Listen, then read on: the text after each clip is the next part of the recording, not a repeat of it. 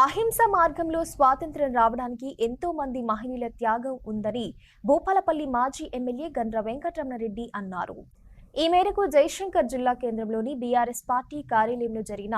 79వ స్వాతంత్ర్య దినోత్సవ వేడుకలకు మాజీ ఎమ్మెల్యే గండ్ర వెంకటరమణారెడ్డి ముఖ్య అతిథిగా హాజరై జాతీయ జెండాను ఆవిష్కరించారు. ప్రపంచంలో అభివృద్ధి చెందిన దేశాల సరసన అన్ని రంగాల్లో మన దేశం అభివృద్ధి పరంగా ముందుకు వెళ్లడానికి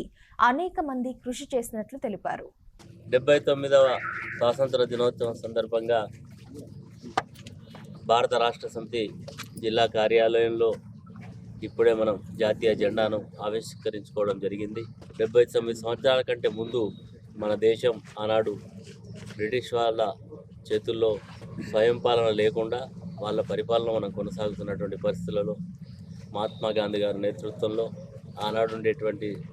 అన్ని వర్గాలను కలుపుకొని ఈ దేశానికి స్వాతంత్రం తీసుకురావడానికి చేయాల్సినటువంటి అన్ని పోరాటాలు, ముఖ్యంగా అహింస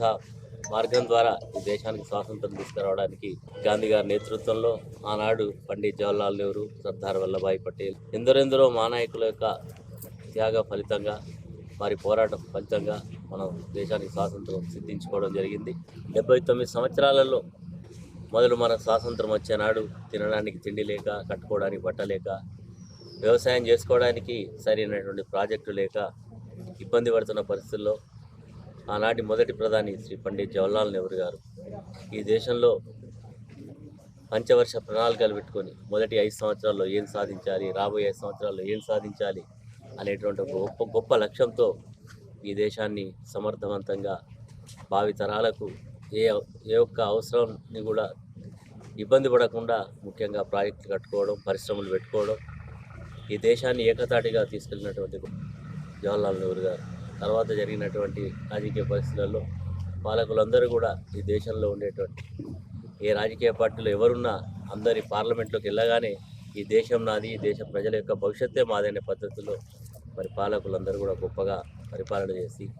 ఈరోజు ప్రపంచంలో అభివృద్ధి చెందినటువంటి దేశాల యొక్క సరసన భారతదేశం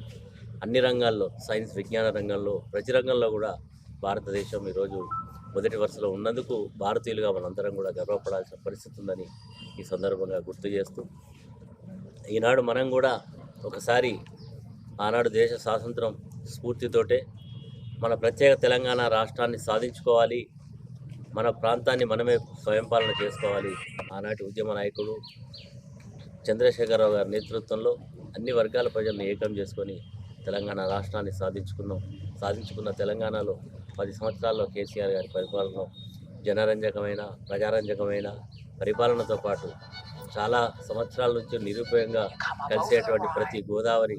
కృష్ణా నది నీళ్లను మన ప్రాంతానికి మళ్లించి అన్నపూర్ణ రాష్ట్రంగా అవతరించినటువంటి దానికి మరి ముందు నడిచినటువంటి నాయకుడు చంద్రశేఖరరావు గారు.